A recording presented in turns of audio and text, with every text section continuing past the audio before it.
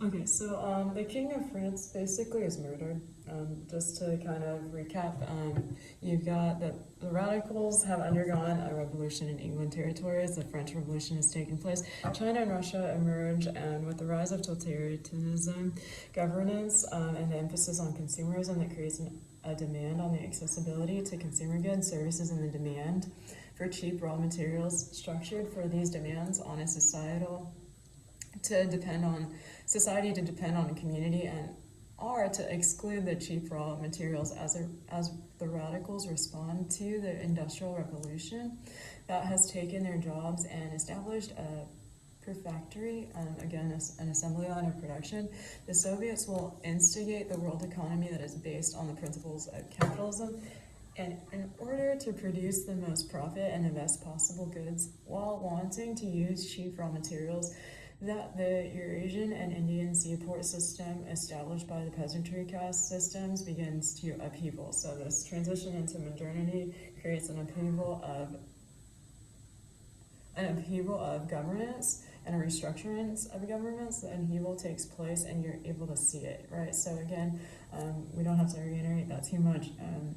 The King of France is murdered and the monarchical rule is overthrown, and those who together under the modern state template that led to the French Revolution under this reign begin to subsequently influence the development of the world market. So I basically explained these conflicts: the Battle Royale, war with the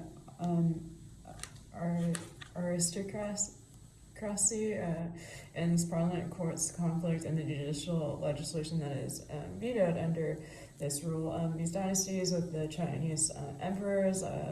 So basically, what we're getting at is that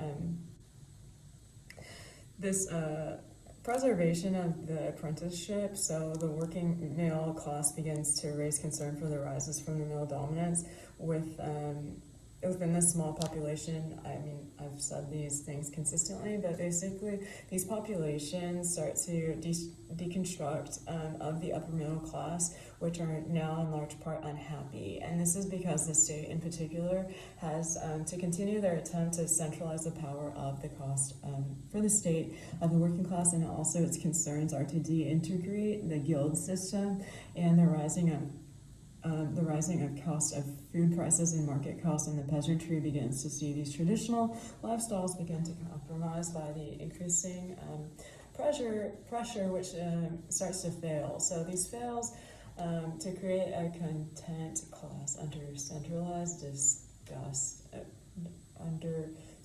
rule, efficient tax system that is not only not only affect the working male, but the socially vulnerable, as previously mentioned or discussed. This efficient tax system, right? So this is where I think I left off, is basically a result for attempting to reestablish the nuclear family, right? So the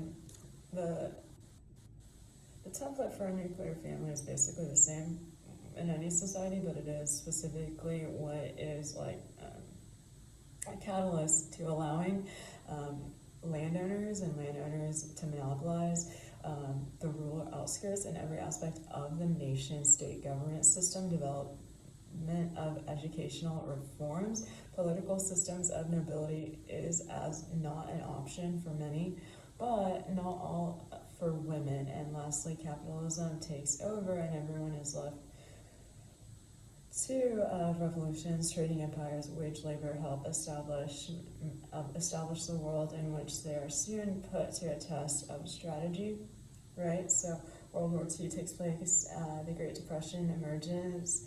We in America, in less than a decade of these political power structures, have to understand the struggles, once again, these power struggles with India. So we are with them, and European submission to the European and Russian and Japanese feudal systems. So do you see how like there's a cone and then it's like restructuring, so there's not a collapse, because it's possible. So aiding in these women's opportunities for some sort of political order with the global trading market, right? So this political revival establishes the mercantile system of governance, as previously mentioned, the tributary system as often so no more than a thin cover for a trade in the foreign merchants, especially the Muslim traders, who were ubiquitously among the Central Asia caravan routes that the southern seas lanes often posed as envoys in order to engage in trade, and this takes over the world's economic market as capitalists establish a free-for-all system, cultural exchange with the world market that has established in centralized areas of all these seaport systems of trade among the urban elites. Let's put a pin there, right? So let's not forget what I just said, that begin to reintegrate trade relations with Mongols of Eurasia in a push to open Western borders for trade. So they're talking about merchants, right? So textiles being an example that you can use there to maybe try and establish this concretely in your database during REM cycle tonight. So basically what I'm getting at is like, so you have this ready-made fashion conversation taking place. You have these textiles. White is universal. There are so many countries that know that white is like a really elegant, traditional textile, right? So it has a lot of value for that reason. I'm not just making that up. White is like a color that a lot of fashion designers use, and it's got context applied to it. It is white, though, is like also an argument because there's a lot of for example, shades of white. There's like eggshell, there's off-white, there's like different painters white. So I used to do visual merchandising, and when I create a window, I have to paint the floor color white, and then I have to paint the walls of the window another white. You would not stage white and floor white would not be the same white. They have to be different, and you can get fired for using the wrong paint in a window. It's not, I mean, I did it in Chicago, I did it in San Antonio, I did it in Houston, but when I mean, those are all major cities, but if you were to do it in like LA or New York, Paris, it's not getting those shades of white confused. So if you have like a packet of clothes where you're trying to implement the red thread theory, and the packet calls for white garments, you would not mix off-white with white, right? So what I'm getting at is this conversation with what is being mass-produced takes place, and what is being bought in response is like a factor to note, right? Like we keep going, they're modernizing, they have textiles, they have guns, they want money, they want to establish this new market, right? But you wouldn't keep doing it. You wouldn't keep forcing, like if I'm having my wedding and I want a white dress, you wouldn't keep showing me off-white dresses. You wouldn't show me off-white and white and kind of confuse me, because you want to keep the idea really concrete and clean and transparent, right? The transparency there needs to be established, is what I guess I'm explaining. So to reiterate, this trade relation with the Moguls of Eurasia and a push for the open western border for trade, it's not a template for the conversation, it's what kind of starts to take place. So take it for what it is, but the French enforced through these exclusivities of gunpowder and the access to textiles, right, and the ready-made garments, right? So as resources to fight off the English Parliament in their territorial confines, being to continue and to indicate war state to avoid the collapse of their economy, as settling the land disputes amongst the agricultural peasantry class that would certainly cause a collapse of the English system of governance. Ottoman Empire struggle to maintain order. So I'm kind of echoing what we've already mentioned, that the Ottoman Empire has a lot to unpack. I'm not going to get into it. Basically, this is all kind of another way of saying that what I just explained. So the Western Hemisphere, a number of intellectuals and empires that embraced the national secularism with the Ottoman Empire to preserve its modern nation state based on the Western government, and this would collapse after 1819. This political secular national movement of Islam and its influence with the nation state to be secular nationalist versus the Saudi monarchy, this Iranian nationalization with the oil industry, trying to see if there's anything I left out that needs to be reiterated. Basically, there is a preservation as this modern national state based on this Western government, and this would collapse again during 1819 for a political, secular, national movement with Islam and its influences. So to redistribute among the participants of the free market world economy. This began an agreement among secular nationalists in order to preserve a modern state and include Japan's industrial control over the playing field. This crisis industry owned by the British began to experience these conflicts, right? So from the cultural exchange on the world stage through language barriers, the global superpowers, the United States, participate in places of through language barriers, right? So Chinese on the world stage and strategically employing an alliance, again, undermining military forces that have harsh relations based in large part to the contradictory theologies now densely populating the Mediterranean ports of the Lebanese, Egypt, and the English territories. So this is all basically to have the idea reiterated that there are like cones set to structure universal currency. Like the people who have the most money have kind of the most control.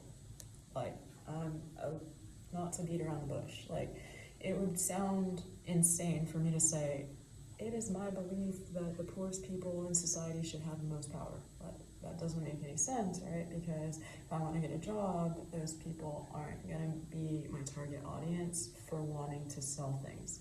So the idea that the Germans had this marketing plan to say we, the poorest people in the world, should have the most control and power doesn't make sense. So like I said, the Lebanese, Greece, the people with the most power, the most control, that are structuring the cones in these conversations, I mean, they may not be the most aggressive people, but they're undeniably the ones with the most control. And we know that because they're the ones that have set the resources that are deemed worth money, have the gold, and are establishing trade with everyone. So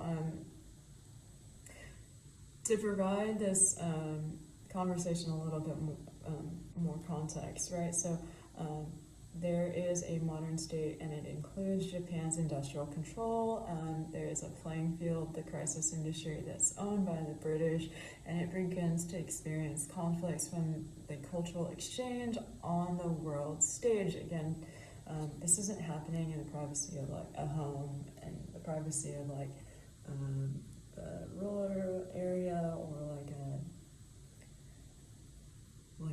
royal home, like a castle or something, right? It wouldn't happen like that. So it would be that it's public knowledge and it's across the board at these ports where that information is being circulated. So there are language barriers, but the global superpower, the United States, participates in place of the Chinese on the world stage to strategically employ an alliance, again, undermining the military forces that have harsh relations based in large part with these contradictory theologies now densely populating. They're starting to say that they agree by populating those areas, so the Mediterranean ports of Lebanon, Egypt, and English territory. So I didn't actually say that before, but I think we can all infer that. So, and it's not a secret because, again, we know that these were based in large part to contradictory theologies, so there is a conflict, but they're densely populated. So the densely populated is the reality that we want to accept. So now they begin to establish an educational reform and westernization. That would also be what they have to accept as they approach medicine. So it is in everyone's best interest for them to do that. the exhausted authoritarian system of governance from the French, which continues to take inventory because we don't want a bunch of people walking around with guns, a clash of cultural established relations with the Sudan's Sunni, and to turn the oil industries over, the push for Western modernization and on a large-scale investments in the art and cultural developments, which is also taking place. I mean, we've talked about the poor, we've talked about wanting these economies to make sense, right? Then we have to also take in part for the Iranians that have started to understand their unrest, but also on a large scale, the investments that are also starting to be considered money, which is art and culture development. So while the cleansing of the poor continues, right? So the displacement and the development of these textiles in Iran and the threats to the traditional marketplace of the Pekari, the cultural influence of closing markets and the medical culture and modernization of the Middle East, the workforce of women to be created despite the traditional nuclear family, and the preservation of stay-at-home characterization of radical systems of organization amongst the caste system of modern-day Iran.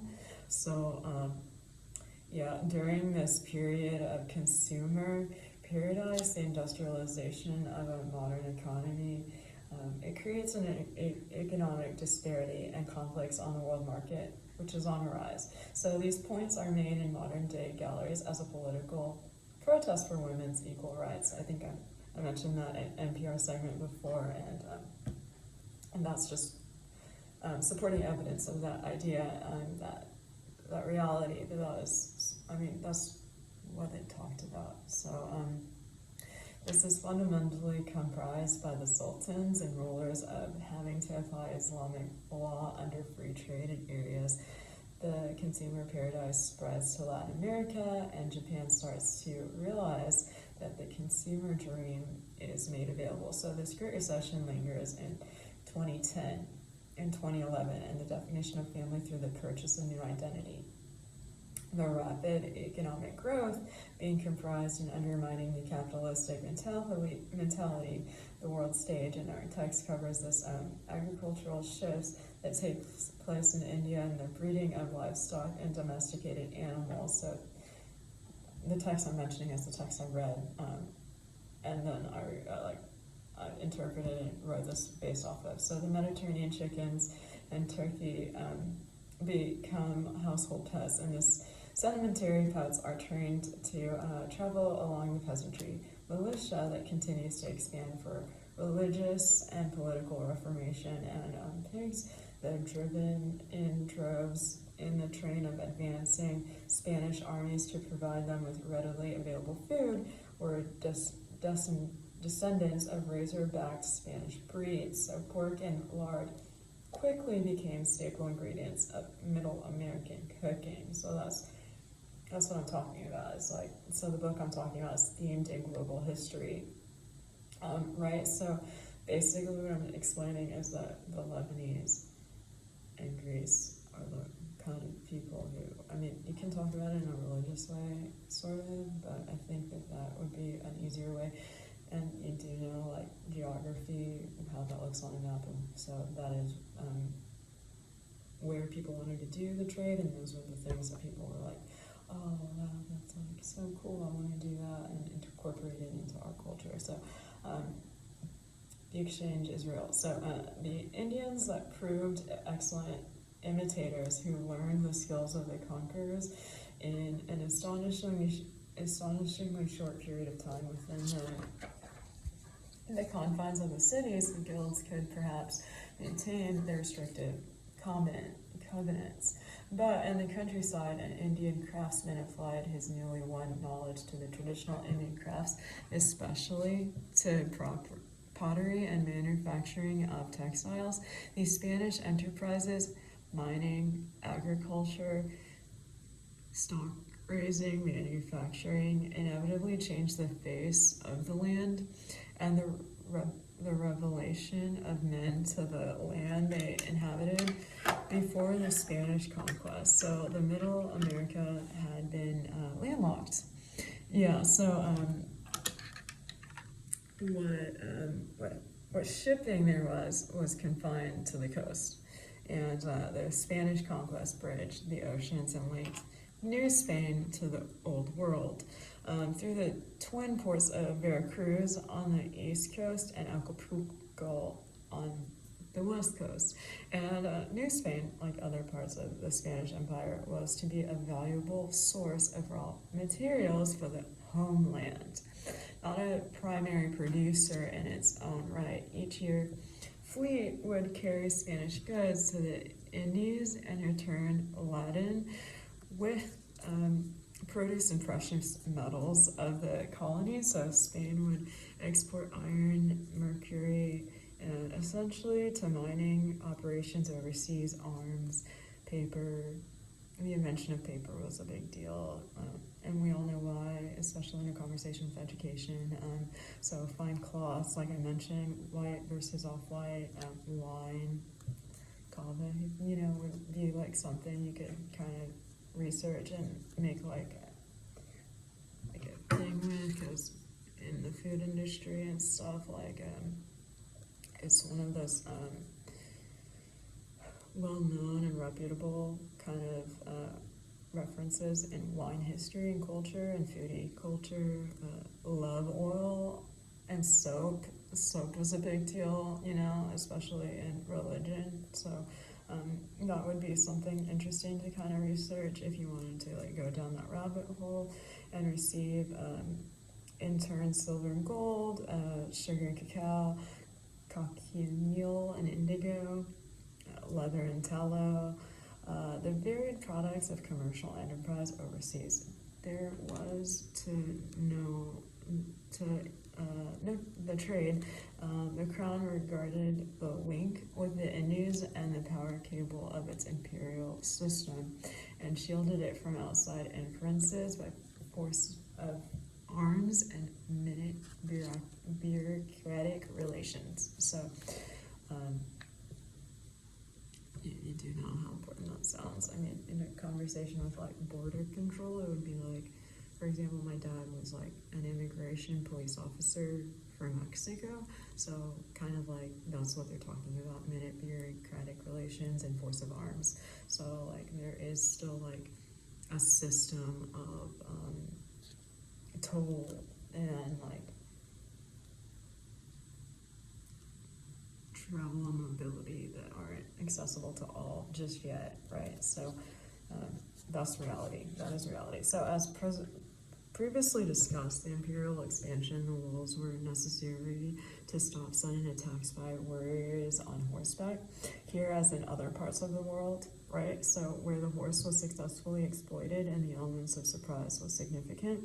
These themes in global history, as previously discussed, our text attest perhaps the most compelling characteristics of the Maya mobility that develops in the Western Hemisphere was their total isolation from the people of Eurasia and Africa.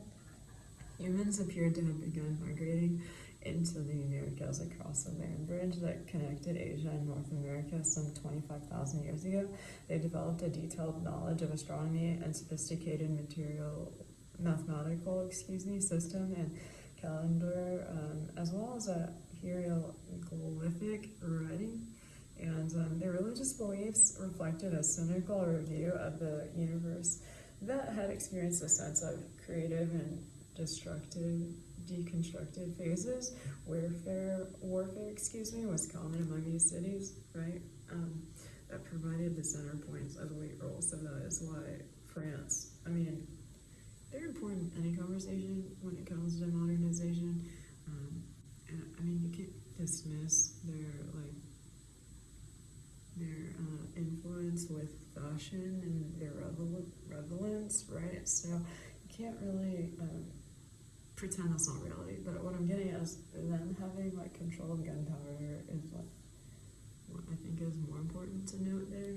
But you'll see why, because it's all this war and stuff takes place. So there is a way to say, so then if that was the problem, why then wouldn't you just not give people the gunpowder? Anyways, the Indian subcontinent continent, Africa, Europe, and Americas in the liberalization movement of the continent and their treatment of Islam. Islam does not lend itself to the geographical categorization used into other cases. Organizing the Arabian Peninsula, Islam soon spread across northern Africa into Europe, across the Indian subcontinent and Central Asia, and even into the Indonesian archipelago.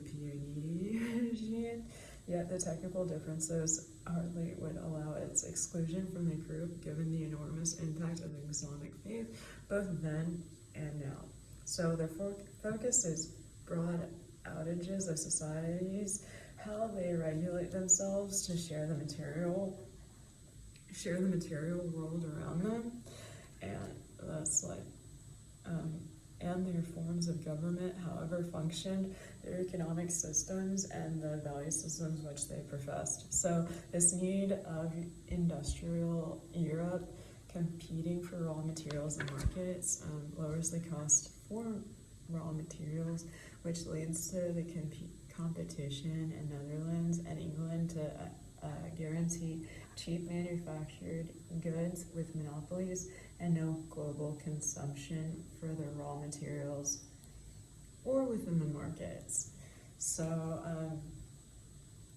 I'm trained to do like woodworking and blacksmithing, and I'm basically like I could do it in a makerspace. I'm certified, like I have all my paperwork and stuff. I'm like trained, so I can do it for money, right? I haven't ever done it for money, but I could. That is basically what I'm explaining. I'm also a girl, so like I fall into like the middle area of this conversation. I'm a girl and I'm certified and could make money. Some people could go into a studio and work with these raw materials, but they aren't able to make money from it. So that's basically a really wordy way of explaining that idea, or the concept of that there is like a system to preserve the materials for that reason, because not everyone is going to be an apprentice to said makerspace, right? So Darwin is specifically identifying certain races in the human race. The white races are more rational, more assertive, more equipped, adapted to have better skills for survival and to rule. Okay, so this is an idea known by Darwin. Once again, Darwin is specifically identifying certain races in the human race, right? So the white races are more rational, more assertive, more equipped, adapted to have better skills for survival and to rule.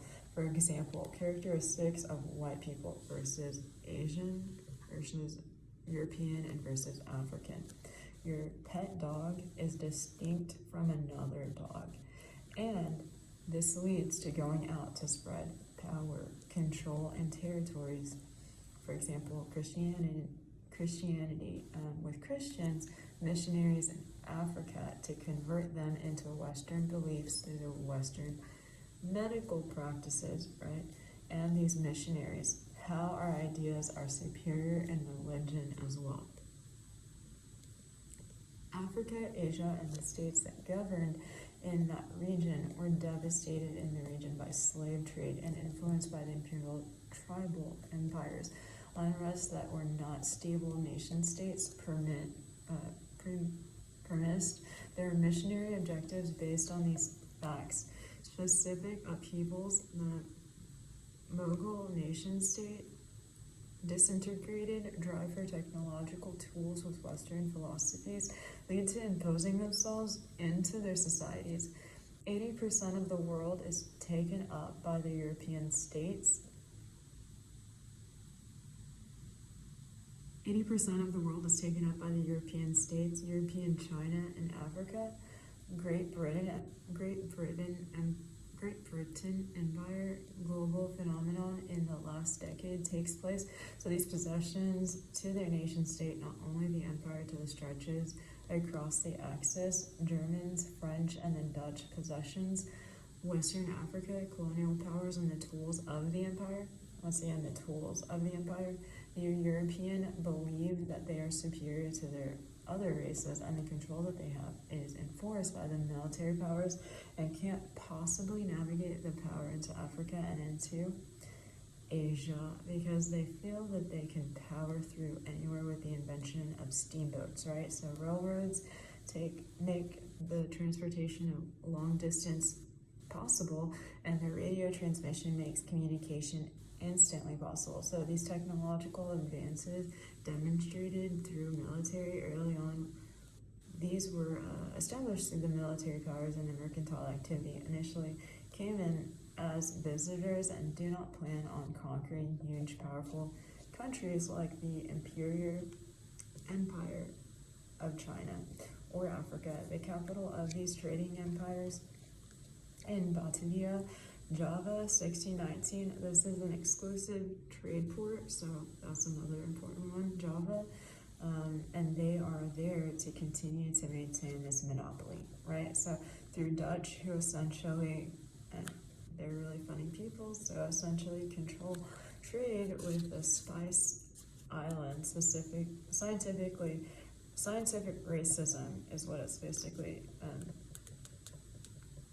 constructed to be in history books. So missionary Christianity takes place, and this is explained further by Dr. David Livingstone. So if you care to unpack this, you can really get in there and do some research. So the Battle of Plassey, 1757, is basically to destabilize over the British Eastern India Company, and this government will continue for the following practices in Africa. So the slaves principal interest was slave trade, and sugar production expanded in the Americas in exchange for weapons. The Portuguese had crossed the Atlantic. The rise of these new figures, the rest of the world rooted in kin and their tribe, like the tribe of Congo, their monarchs. Parts of these large groups were undermined and destroyed through the slave trade. New power forces emerge, entrepreneurs with positions of power and are able to secure the weapons to encourage in the slave trade. African and Europeans, new sources of authorities in the Africa, significantly challenged and chose to deal with these figures, and leads to further destabilization in Africa. So the response to this disintegration, a form of mystical Islamic faith spreads to West Africa, oral tradition rather than written tradition. So striking of these revival movements takes place in the city of the Sokoto Caliphate, northwest Nigeria, 1803 1093. And this is an Islamic state remains a force until the rise of the European colonialism. Asia, Africa, Europeans are met with force. The resistance of the further expansions, they don't make economic sense, right? It's kind of like what we already talked about. The resistance, right, of the further expansions, they don't make economic sense. They are a drive for rubber and raw materials or markets. Some of the areas controlled do not make sense.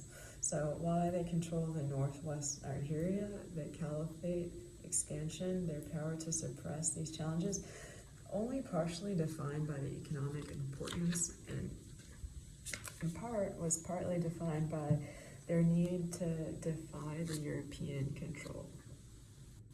So the slave trade, guns for slaves, basically democratic stagnation, merchant princes, John Connie of the Gold Coast, new elite, new sources of authoritarian serfdom, and the Islamic revival, the Sokoto Caliphate, the northwest Nigerian, 1804 to 1093. Interest is in Egypt and their military revival movement to Egypt, and for their economic interests, and is led by the Muhammad Ahmed Abid Abdullah and Mahid repressed the revival of Islam and the powers of the Europeans. So defending the British military, the fall of the revival of Islam and the powers of the Europeans. Defending the British military, right? So the fall of the Khartoum, the death of the Charles China Gordon, 1885, Egypt and Ottoman providence. For the first time, the Ottomans see a portion of their lands taken from them. Under Neapolitan rule, invasion, and occupation, 1798, 1801, a modern economy establishes itself, and we have been helpless, and the forces of these modern forces. Next, Mehemet Ali, 1803 to 1846, is appointed, and his vision for the modern Egypt to modern itself and mimic what the Europeans have done. Not to the Europeans, but in order to preserve, not to rape the Europeans, but in order to preserve its own culture and the need the tool of modernity. So that's kind of what we keep talking about, is a transition into modernity, and has training and technology in the modern military forces, a modern army, and they agree in supporting this military. The economy must be able to support this modern state, reduce the supply cost to encourage these cotton plantations and the success of Ismail Pasha. The same dream of modern state, the United States, is in the middle of the Civil War, right? So a great demand for Egyptian cotton. Europeans carved the Suez Canal and gave them an access to the Indian Ocean from the Mediterranean Ocean, saving them weeks of travel, providing them modern resources to the states to use in any manner, and is completed as being a shining star, initiated by the French, and is eventually Mehemet Ali and Ismail Pasha launched Egypt into a modernization of Western modern state systems, in doing so by reaching out through capitalism and technology from Europe and American borrowing heavily. They are borrowing heavily, which many other loan funds and canal and are not paid off for years. Though once the aid is off in permanent generators of revenue, paying themselves over 10 to 15 times in a decade with interest, and these estates, many in Egypt, are biggest, have little or no appreciation, and see this as a dire threat, as a financial threat from the Western culture and art, and the total imposition of British control in Egypt. And they mainly are concerned with the canal, and the imperial European power does not want to control Italy specifically because, but wants the canal and monopolize the trade, which leads to the destabilization of local states with the empire, and the motivational factors and the specifics and simply are the long-standing Mughal Empire that create an opportunity to impose their military power, to enforce their dominance in the empire. Highlight how easy to subjugate these people in the era of the trading empires, distinctly differentiating the 1500s, 1600s, and 1700s, the local press, dietary practices, the European and cultural practices, in practices and products and figures of highly developed culture, the Dutch and East India Trading Company, in terms of food and housing, Java and with Dutch officials wearing local dress and living in local housing made of bamboo, and the officials are in the Western dresses of white.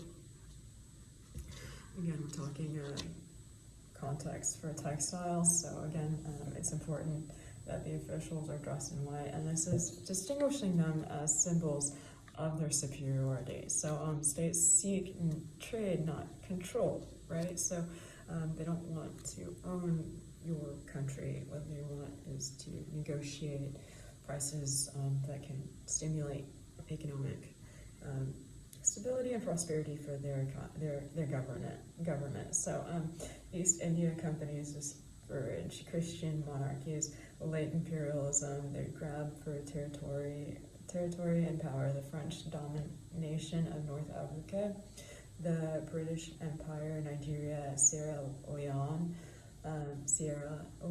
the Gold Coast, Egypt, the Sudan, Kenya, and the Rhodesian solution, which is difficult to establish British control and agreements to coerce workers in mining lands, and the solution would be that to be getting actual control in these territories for trade, and to establish these relations and decide who will protect my rights to continue to establish rubber plantations in Nigeria, and what competitive forces you align with to continue to reserve these competing claims within these competing trades within Africa. So for establishment and sentiment for these bounding laws, European powers and their control on the territories beyond certain mountain ranges in the area immediately below. So European powers, and those most notably established in Western Africa. And we see this in the French annexation of Algeria, which is 1842, the east coast of Africa. The seizures on the grounds that they can govern themselves, and these civilizations go on a long way from trading empires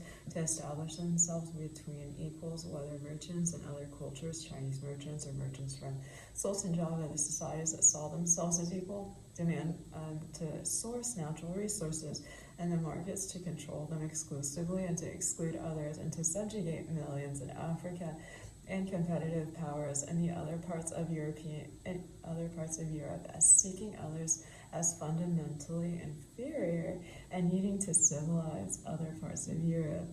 So Europeans are there to civilize these people, educate millions in European schools, and the population with the proposed to educate the small population to bring enlightenment to other people. These prominent leaders' education in these ideas is the cost of administration in the European system that coincides with the imperial system and the colonial system. And the stage of the most prominent leaders in this movement were educated in this period. So these European schools, these universal truths, don't apply to many under the English rule, like the Nigerians, Sierra Leone, and the Gold Coast, the Sudan of Kenya, and the Rhodesians. So American capitalists saw themselves as a very distinct organized system of governments. This began to spread around the world through their capitalistic beliefs and the development of more elaborate visions for the world market, the reshaping of the political system and the economic interests that were focused on the high-tech industry, international markets through the spread of a consumerism in the 19th and 20th century. The influence of communist powers began to revolutionize the free market mentality, in which this agenda includes consumerism.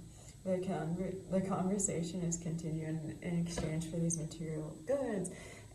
They are readily available and accessible to all members of this society in order to rival the enlightened movement that took place centuries before, and the further establishment of controlling these factors in health, happiness, and the ability to purchase new identity with the clothes you were to wear. This deviates from Soviet system that relies on the marketplace rather than socialized systems of governance for housing, education, or healthcare. So if that makes sense, as the world market is dependent on consumer economies to provide goods, capital, intensive industrial and labor, without creating prosperity, without a big shakeup in the economy, without undergoing a communistic revolution, the power system would remain the same. And this is the message carried out to the rest of the world. European colonialism in Africa, Christian missionaries, clinics and schools, education, culturalization and social control, some sort of degree of education, colonial systems, expense of running the colonial system, these to China and other imperial systems, they have to be paid. So you're paid salaries, and usually travel with the families. Only a tiny fraction of the population would be educated. So to serve in the colonials, bureaucracy and the administration to help with the administration of these kinds of exploitations under the African resistance. The sack of the Sokoto Caliphate, 1903, people rose to revolt against the European rule, to fight the war themselves, to withdraw troops, virtually monopolize these weaponry needs to fight these wars, labor correction, sandbagging. So that's like known as carpetbagging, sandbagging, forcing employees to work but not motivated to not drag their feet, right? So colonialism in Africa is marked by direct political control to the fact that it is a creation of export economies. All these areas had governors in the colonies to ensure direct political control. Administration elsewhere was hardly humane, and these people would serve to the level of the Europeans. No single country in Africa could compete with the established colonies of India. So the Indian subcontinent, India, the jewel in the crown, is like a phrase in history that you could probably search and find a lot more on. The established in the outpost in the East India culture, culturalization and control would eventually lead to the 1786. The British East India Company and Belgium, a monopoly is private, and it takes on the functions of a colonial government. The Act of the 1786, the company as a subordinate of the crown, right? So the Zindiers as landowners, dramatic changes that converted into landowners, and they have their power through the caste system. So again, to reiterate the idea of this dramatic change that has converted into landowners, and they have their power through this caste system. And to collect tribute, the Zindiers had vast land that they could secure profit as land-owning colonist, administrator, to transform these tribute-collecting groups into landowners to create an agricultural exporting system. Not going to happen if the indigenous land-owning class, the senior of the governing bodies, pushing them into a land-owning commercial group. The British perspective, the ruling class were progressives and capitalists, to create a comparable, reasonable ruling class in India, to maintain the stability, to emphasize this British exporting economy versus domestication. So to avoid taking land away from, which is why they weren't worried about taking land away from anybody. So basically, if that makes sense, the peasants were to monopolize the colonies under the state to fuel the production. Cotton, jute, coffee, an enormous potential for a market was there. It was created in textiles in the heart of the revolution. Over time, the British find that the markets are limited, though, and so the other empires are created, trading industries, and fuel growth as a large market. A flood of imports would have to establish itself based on artisans' production, so through the use of lugs and lugs and duty-free. The British controlled the large part of the textile industry, with the production of the large market in Bristol textiles to accelerate these goods as imports and exports. To build railroads, they set up extensive telegraph systems and the vibrant local newspaper industry. So we talked about the Black Sea and trade and education and the invention of paper, right? It has just happened. So this telegraph system and people being bound by a language barrier, but also being really communicative and wanting to talk about marketing and stuff like that. And so there's a vibrant local newspaper industry that starts to take off and provide control and exploit the economy, right? So the need for attorneys is kind of created with that, if that makes sense. Like before, you're just talking about persecution, and now there's like this civil conversation that takes place because of paper. The Mongol Empire, I traveled great distance, began to travel. It's also like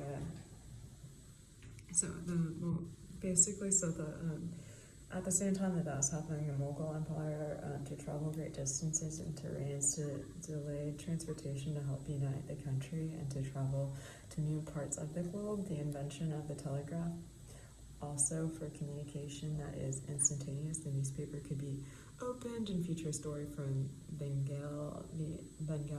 These kinds of mechanisms were building blocks to build a sense of nationhood, some sense of what it is to live in a different area of the globe with the same industries. So that's kind of nice, right? A sense of what it is like to live in a different area of the globe with the same industries, descriptions of their cultures, a common identity is established here, and in other parts of the world through personal experiences due to not being able to experience other people as transportation and telecommunication revolutions take place through what is not intended to be British government, destroyed by the Sepoy Rebellion in 1857. Troops recruited for their colonial rule in the British colonial causes, loss of political power, landed tens of thousands of people producing agriculture for trade. A rapid invention that occurred with the rise of a capitalistic movement and the upheaval attempts at Christian conversion, so policies, destruction of textile industries, efforts at conversion, effects, end of East India's company's power, speed, Christians, effort of population under rules lose control in the subcontinent, and the multiplicity of the factors that the English into the rebellion have and are nearly ready to lose control of the Indian subcontinent in Japan. So these goods are the basis for the idea that the world economy was based on no infinite amount of material goods. Wealth accumulated meant, in effect, wealth deprivation for other societies. Each empire sought to hoard as much of the world's marketable resources, right? So this is commonly crafted by artisans, as previously emphasized in our text, which we've already discussed. So folding screens of scenes in and around Nara, the Kyoto, assembled during this time, illustrated by a pair of 6-panel screens with modern materials like ink, colors, and gold on paper, began to fill the galleries throughout the empire and are seen as signs of nobility and without much religion, novelty, and began to be sold to private vendors within the most recent centuries for American families, like that of the Western family here in Houston. The collection is housed through Rice University and is collectively owned and sponsored here in Houston. So commonly these specialties become part of collections and are constantly on loan throughout the world, and which is not common in the mentality of the day in which was constructed and was mentioned. This particular piece was drawn from 1860 through 1936, and it is entitled "The Solitude of the Soul." One of my favorite pieces from an internship in which I personally had the privilege to research and analyze. So it is modeled 1901 and sculpted 1914. And today it is notably seen here for being made of marble, and it is utilized, illustrating the neoclassicism of the sculptors, right? So Harriet Hosmer and Randolph Rogers, who was replaced in the second half of the 19th century. These artists were replaced during the Red Scare and conducted to do business in secrecy, often with two or more forms of discretionary measures to preserve the integrity of the artist and his work. So as copyrights began to emerge, always pay for copyrights. Always do it. Always do it. Always do it. Always do it. Anyways, as copyrights began to emerge, and government guidelines for a common methodology of capitalism emerges, all of these different types of revolutions, trading empires establish themselves through their impact on the economy, society, and the political state of governance. So, in which each port city and its capabilities of perpetual increase of wealth by the more realistic naturalism of French trained sculptors describe the industrial revolution that begins to take place as a result of the accessibility of steel and this rapid transportation across the seas. And as mentioned in our text, accessibility of steel, which is a revolution that takes place, the industrial revolution that begins to take place. I'm going to start that over. So, by the more realistic naturalism of French trained sculptures describe the industrial revolution that begins to take place as a result of the accessibility of steel and its rapid transportation across seas. As mentioned in our text, the revolution takes place in Europe and not China, where many of the same economic pre-industrial conditions existed. So China and its influence on the Western states is considered a temporary technological advantage. Okay, we are seeing it as an advantage that made it possible for the rise of colonial empires, which are the subject to chapter 5, which is where we're going. But you do see like the exchange is friendly. Like there's a war that's about to happen, but they're not at fault. They're not who we're arguing with. They're not an ally. They're just like now they're seen as kind of like a cone in this conversation. And so the discussion of this pivotal economic shift is further exemplified through the works of the Dutch, the Indian subcontinent, Africa, Europe, and the Americas. In addition, there is also a treatment of Islam. It does not lend itself to the geographical and categorizing used to organize in the Arabic Peninsula of Islam, which soon spreads across North America. So this modern day Egypt, which is in Africa, right? So into Europe, across the Indian subcontinent, and Central Asia, and even into the Indonesian Archaeopterygian, yet the technological difference hardly would allow its exclusion from its group given the enormous impact of the Islamic faith both then and now. So this focus of the broad outrages of societies and how they regulate themselves to share the material world around them, their forms of governance and how the function, their political and economic constructs and value systems were to emphasize the maintenance of balance, to maintain balance between heaven and earth, and a stress of accessibility that fed the imperial need for order, pithing a large, complex society within. So, large and complex society, this is the text known as Mandate of Heaven, and it goes on to describe the Song dynasty, which is 960. This underwent an impressive growth during the maritime trade, as we previously discussed. So this cultural production and an exquisite porcelain known for its invention of painting during this brief period of time, and its emphasis of traces of subject which were satirical and common in the 1500s during the Western invasions, which began in grave numbers and represented no immediate threat to the great imperial system. Okay, so I'm going to stop it there, I think, because basically what you're getting at is that China remained the largest economy in the world well into the 18th century. Europeans were having an increasing impact on China's history and the impact of its empire, which would tie back to our previously review of the doctrine of the mean, so a never-ending topic that brings focus to the practices of confusion. That expression, what heaven has conferred in calling the nature and accordance withers nature is called the path of duty. The regulation of the path is called instruction to balance and stability within the society. So this path, our text describes as knowledge, magnanimity, and energy. These three are virtues universally binding and mean by which they carry the duties into practice, commonly known as singularness, the sight of the wealth and the power. So represented by the warrior state, the heavenly, reliant on the tributary system, was often